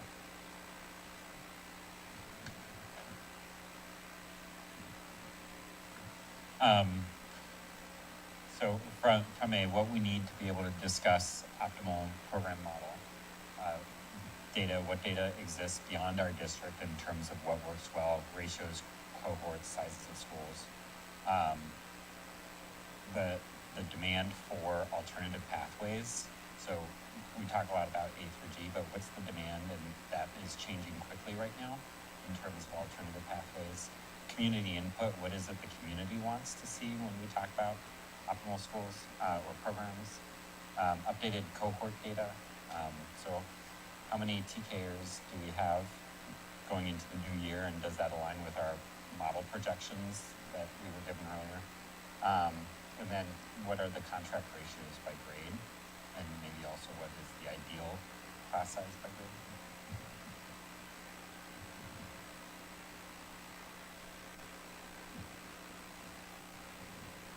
We didn't write anything down because we kind of spun our wheels on, what does facility scores and spending and whether or not we should, consider that at all. So I think as we've gone through the process of listening to all these presentations and looking at all this data, the view changes and we need to refresh, right? I think we can all agree with the new requirements that we're putting up here, more concentrated, specific examples of what we want to achieve and change and get to. Then we can take a look at this data in a new lens and reevaluate it. So I would say that that's right. Okay.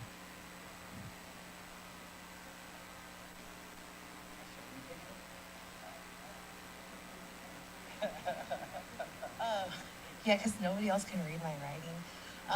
Collaborative discussion is something that we would like to see. So like, not just, information shoved down our face, but an actual like committee collaborative discussion where we can have an open dialogue, because there are pretty amazing minds here.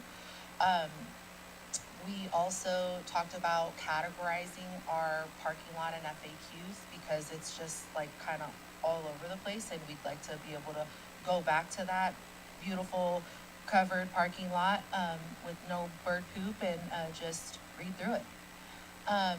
We also would like community input, including teachers and staff, for real input, not pretend input, not 14 people answer a survey input, genuine input from all stakeholders. We'd like the district's transparent intentions on where we are moving towards or where they'd like for us to move towards.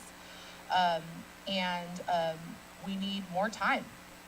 We need more time as a committee, preferably till January or May 2027, not November. Great. Okay, good input.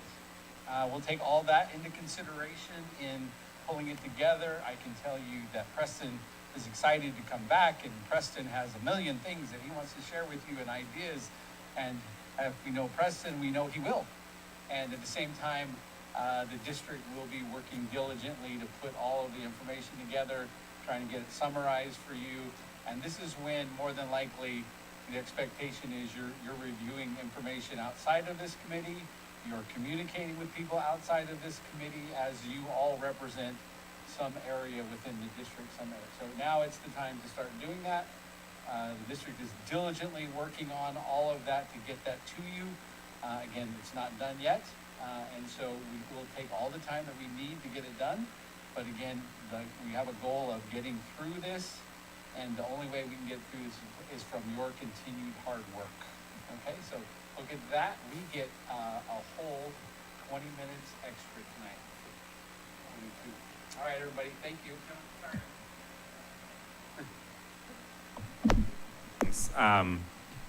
One, in the initial document, there was also the mention of every school sharing like an OPM or sharing a document about, and we were told at the first meeting that that was in progress.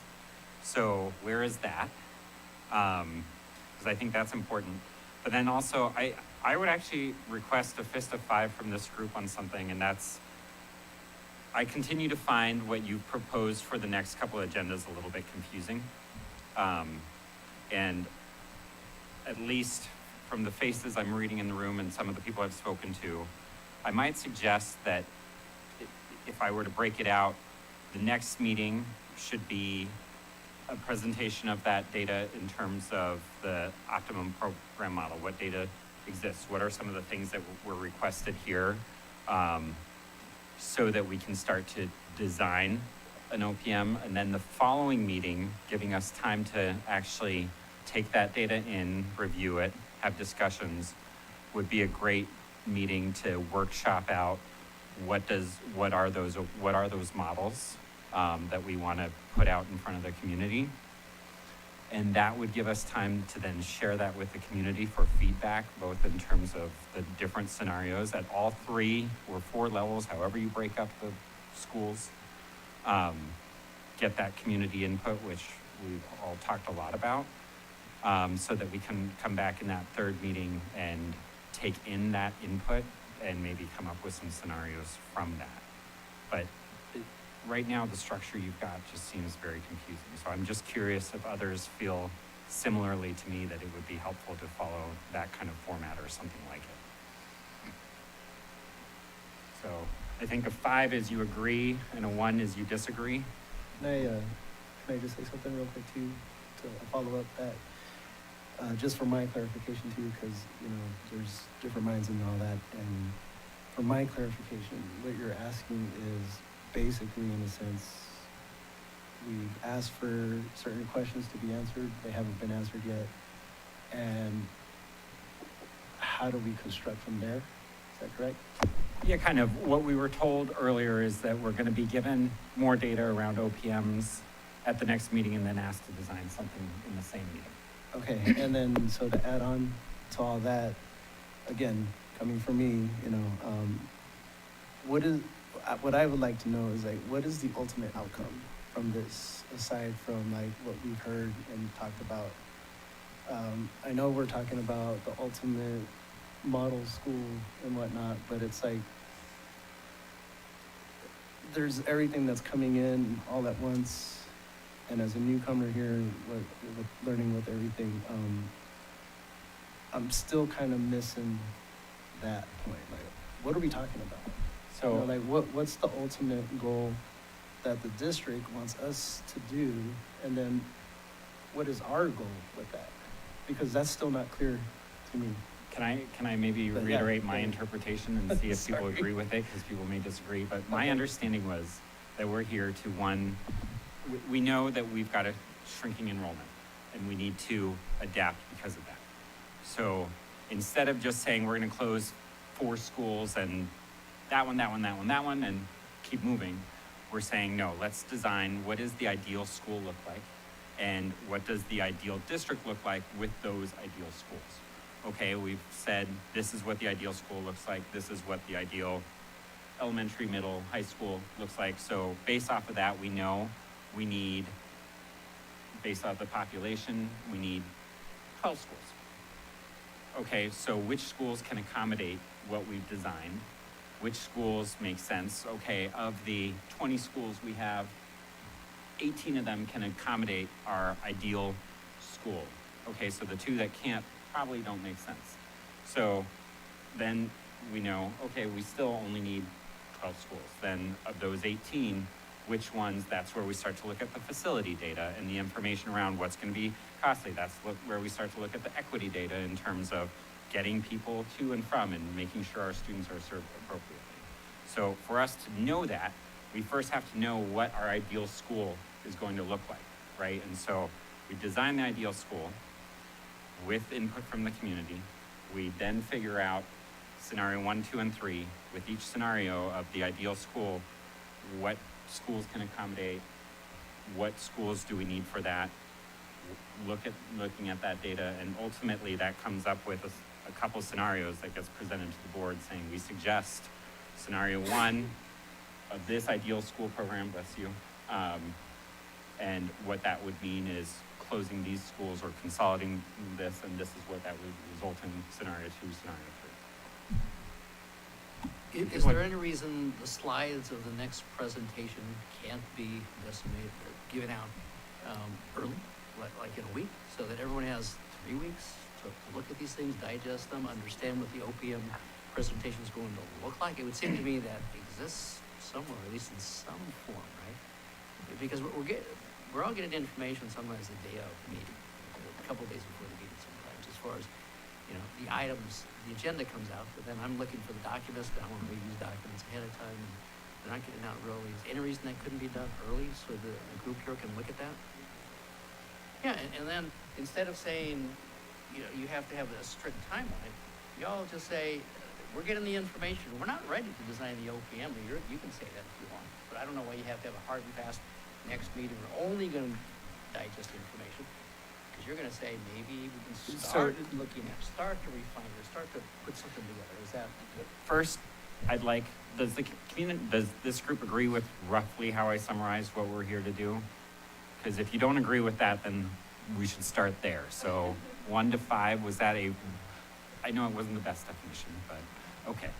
Then the next question was really, yes, whether it's the meeting or not, the point is we would like the data on optimum program model before we start designing the optimum program model. And that's what we're asking about, right? Because that's not what we've been presented. We've been presented what is happening in the district, which is great and really important information, but that doesn't tell us what the optimum program model is. And so what I'm suggesting is that the series be, let's see the data.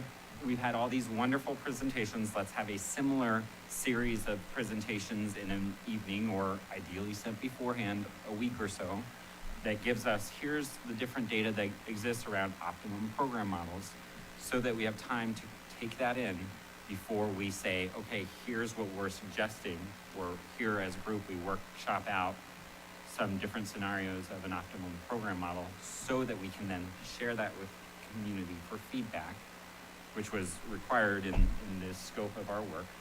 And then we come back once we have that feedback to say, here are the scenarios we want to move forward with, or adjust them to the point where this group agrees on a couple OPMs. And then we can move into the, okay, how does that work in terms of facilities? How does that work in terms of equity and access? So that's where I was asking, do you agree with that? Yeah, I definitely agree. I know I heard one of my colleagues mention like needing more time. And for me, I feel like we do need time once we've looked at the optimal school information to get the community's feedback. Because I know we're here as stewards of the community, but I feel like if we try to stick to this strict timeline, we're going to get to November and many of us won't be ready to make a decision, and we're not going to put our names on something if we don't stand by it. So I think we need to build in some opportunities either for this to breathe, maybe it's listening sessions, maybe there's a meeting that's open so that community members can come provide feedback as we're talking about the optimal school, but there needs to be some way for the community, us to get them the information, them to send it back to us for consideration, tweak what the optimal school is, but I'm concerned that if we just keep rushing with this November, you're gonna lead to a stalemate. So maybe before we get to the timing piece, on the process piece, we started to do our hands and then we took a sidebar. So on the process piece, do people agree, disagree in terms of those next steps? Okay, so I see a one finger, so do you want to chime in on what your concerns are? I just feel like our job is to decide, right? That's why we signed up to do this. And as much as we should get community feedback, I don't think that's feasible. We do have to make a decision together, so I think getting the information beforehand, looking over it, and then talking about it as a group to make, to design the optimal, I just don't feel like we should be, I don't want to say dragging our feet, but kind of.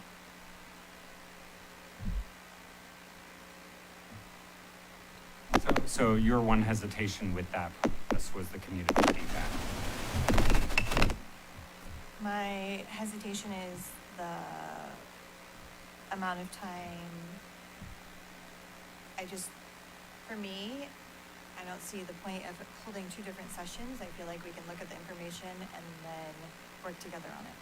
I don't think we need a whole 2 hours just to absorb it. That's just me.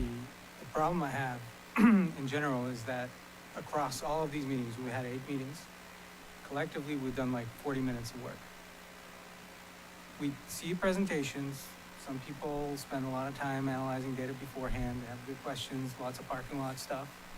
But in the end, this is the longest discussions we've had about process, about what we're doing, and how we're doing it in the entire 8 series of meetings, which I think should be majority of our work. I think that, you can collapse all these presentations into a bunch of spreadsheets. I understand that's not comfortable for some people, but, there's other ways to communicate, whatever.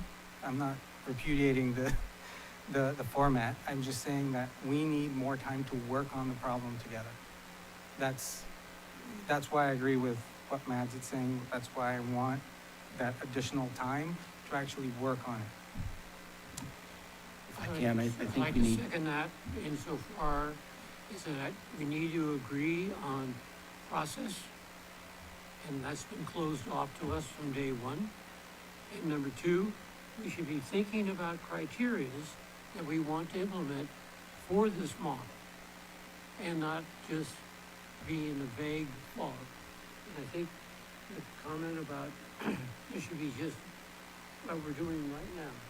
It's kind of open discussion and maybe 4 items we're working toward, and just open it up rather than just standing and letting someone tell us what we think we ought to know.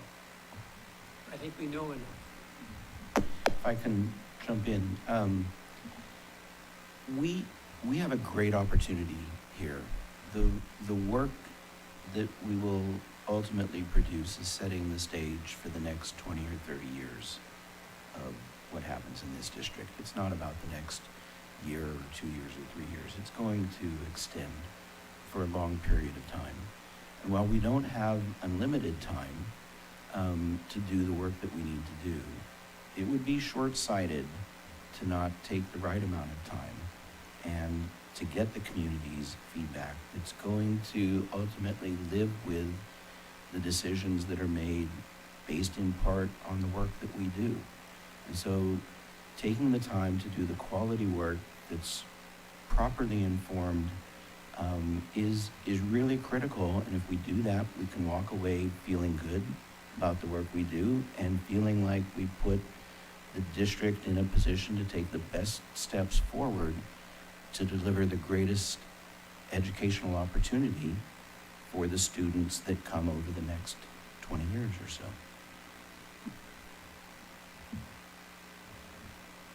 I would also just say on the community input piece, one, it was very clear in the scope of this committee that we would seek community input beyond the committee.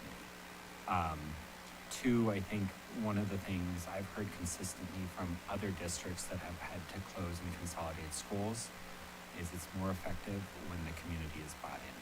The community isn't bought into much that this district is doing at the moment, and so this would be a good way for us to bring the community on board. School closures are hard, and they're gonna be much harder when we get to the actual naming of schools, and so as much as community input takes additional time, I think we're gonna be more successful with it. On the timing piece, I will be the first to fight against pushing back another year. I think it's really important that our district get moving. We should have done this 5 years ago. But I also recognize what you're saying. And so I think the only question I would put out there is if there's a way to build in a more aggressive timeline that enables some of these steps within so that we're not having to push back another year. I also recognize that we want to do the right thing by our district, but pushing back another year is another year of us wasting a tremendous amount of resources. I didn't mean push back by another, I meant a month or two. Yeah, but the problem is if you push back to January or February, the whole time, there's all these other timelines that impacts in terms of, because the other piece they talk a lot about when they talk about school consolidation is the most successful consolidations are the ones that have been planned well in terms of when you are moving students together. You are setting up the teachers and the administrators for success, and all of that is planned out, and that takes time. And so if we push this back to February, and the board then first votes on it in February or March, or has questions and pushes back, then you're pushing that timeline down to a point where we get forced into having to wait another school year. And I think that's not great in terms of where our district is right now.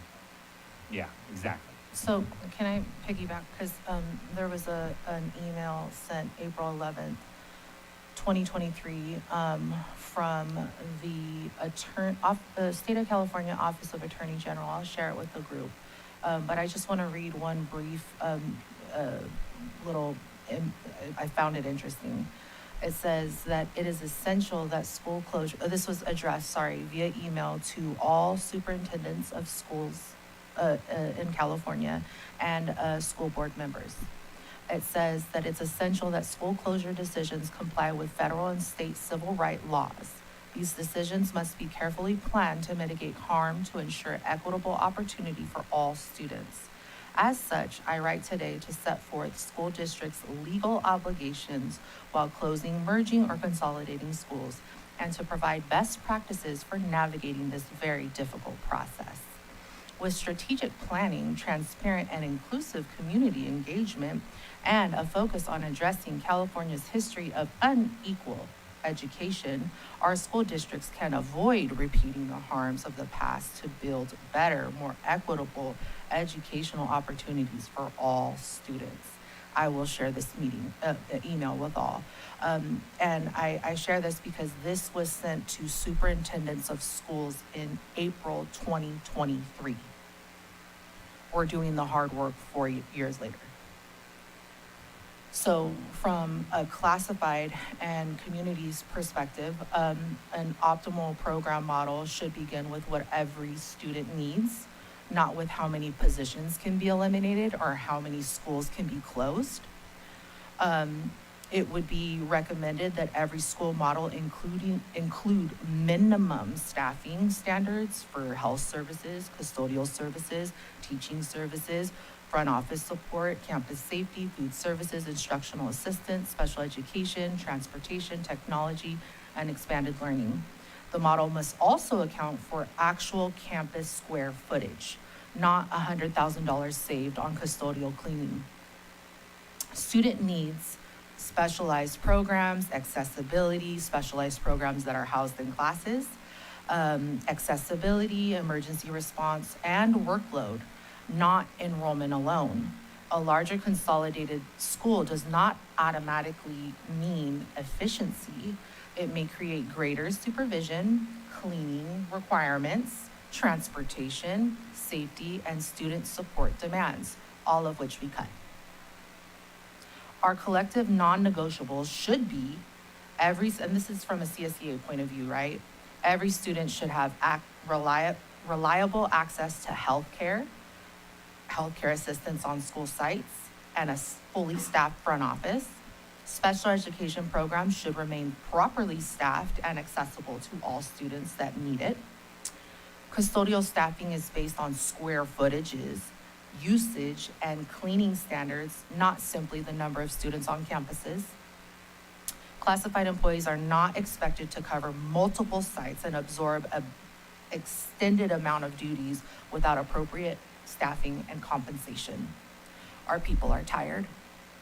Transportation and disruption, time and disruption to student and families are minimized as much as possible. Each scenario identifies transfers, workload changes, possible layoffs, and true net savings that are ranked and shown to us visibly.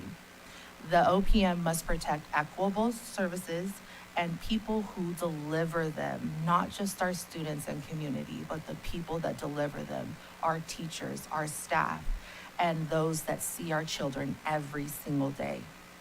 Optimization should mean better supported students and sustainable workloads and class sizes, not fewer people doing more. Thank you.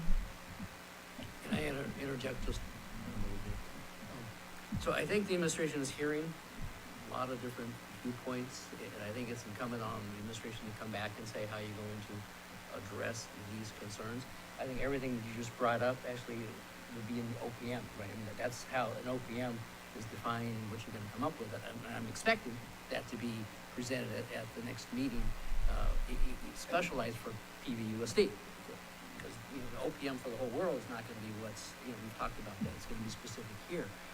And then the group, talking about extending it, well, you have, a group of people who have committed to a timeline here, and not, another year, another month. They said, I sign on for this amount, so you may be losing some people if this goes past that deadline. So what does that mean? Do you have more meetings? Do you have longer meetings? Do you have a presentation as to what sort of community input and how you're going to get that information? What is it? I mean, everyone's saying, we want that community input. We don't have enough of that. Well, your surveys that you've had out there, a lot of professionals who are telling us those aren't good enough. Well, maybe they are, maybe they're not. Present that. And then how would you get more community input at this late juncture? Can you do that? Can you get these out? How would you do that? Okay, so present that, because that's a big piece that I keep hearing over and over again. But to blow it up right now, kind of talking about that a little bit here, then what do you have, folks? I mean, what does that do to your students if you don't have something to present? And what's the additional cost of waiting? Like Matt was talking about, this means a whole another year. What does that mean? How long do you take? You're not getting cost savings. Does that mean more people get laid off? Does that mean We just more don't want to schools present close? to a board that's going to vote it through. I'm not saying yea or nay to anything. I'm just saying keep that all in mind. Okay, so part of this timeline meant trying to get this done as soon as you can, so you do have some cost savings. And if you don't have those cost savings, the whole picture, I think, gets worse. So, What I want to add just real quick too is, I think for me, one reason why it's hard to envision us having solicited enough community input is because even as a committee, we haven't had many opportunities to provide this level of input. And for this to be successful, I think that the presenters need to relinquish some of what you're doing onto us and allow us to have conversations. It's been very much like you're just standing there presenting to us and you do a little breakout group and then we get back. And this is the first time I've actually felt genuinely engaged in this committee, and I've been committed to this work. So I think we need to have more discussions like this moving forward. And then I just want to put out, the flaws with the Sustainable Budget Committee was that it was very heavy on presentation. And when it came time for that committee to say, here's what we value, well, then what got voted on didn't reflect those values at all. So we need to make sure that what ends up moving forward in November reflects our values and the community values, and we've had time to discuss that, and we're not just sitting through presentation after presentation until our eyes bleed. I think I saw a pretty clear fist of five from almost everyone in the group in terms of the process I proposed, with the exception on public input. So I hope the district hears that in terms of what this group is asking for. I would also say that initially, it was outlined that we would have some subcommittees to work on community engagement, to work on the OPM, there were a couple other things, we never did those. So maybe between now and the next meeting, we can look at creating a couple subcommittees of people who might be able to donate a little extra time to work through what would that community input model look like, so that we can kick it off right away after 2 meetings from now, right? So I think you had said you were gonna do that, so let's do that. And I'm sure if we get an email out to the group with, here's, 2 subcommittees that we'd like to have an additional meeting so that we can have a plan for community engagement, that might be a way to help with the timeline. So just in closing here, the answer is we had 8 meetings of data analysis, and the reason for that is because every committee that ever does this has to have the knowledge and the ability to be able to make hard decisions, right? And so that part is done. The next part is exactly what you're talking about, because the district is not gonna say, close this school, do that school, do an optimal program of X. The answer is, we're looking to you to say, this is what Pajaro Valley Unified School District should look like. Provided that, so when we look at that, and then the schedule that we gave you was through September. October is for community input. To what are they gonna give input? Because right now, they don't have anything to give input in, right? We have to provide, here's what the committee thinks the optimal program would be, and here is what the possible impact could be. Please react to that, please tell us. And that's part of town hall meetings, that's getting out in front of people with actual things that people can react to. Not going out and saying, we might close 4 schools, what do you think? Right? The answer is we have to be able to show them something. But we don't get the questions answered that we asked though, and we don't get the data that we asked for. Like, we asked for facilities, like accident reports, students and staff that were injured on site, dangerous field conditions. Like, we asked for all of those, and we still haven't, I haven't seen it in our documents, and I have it because I have it from union work, but that should be shared with the group. Everybody should be able to see that if we're going to make an informed decision. I think that's very important. All data is important, 100%. So with that, I think, again, district, is the people who are staffing this, who are providing the information to be able to help you to get that. We have experts that are, being brought in to do that. So hopefully we can work through the next few months of how to make this work. There's no hard timeline. There is no hard timeline, right? But again, if we follow this, there's a process. But if it takes another month, if it takes more meetings, that's what'll happen. And really, between now and then, right, on those next meetings is all of the work that you are being requested to do. Hopefully now that you have the bigger picture to be able to do it. And again, we'll come back with as much information as we can. I will tell you that you will never have enough information, ever. I suggest that we come back and continue this conversation with subgroups and workshops and study committees and do the work that we were really here to do. And when we need more input, we should listen to it, but we need to have time to talk and do what we need to do and capable of doing. And we all haven't had a chance. Great. All right, thank you, everybody. We appreciate your time and effort. Oh. Bill, I just want to say, you were answering their question. You're saying September 2nd, September 15th, we will get this opportunity. That's planned, and that's what those days are for. Is that right? So all this anxiety is not real.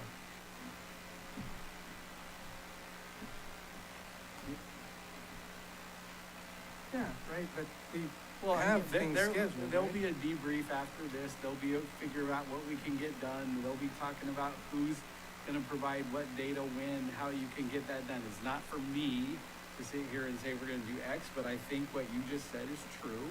There's no reason why, the district administration is not listening to this committee, That's right? We're to a place where you're in charge of making decisions.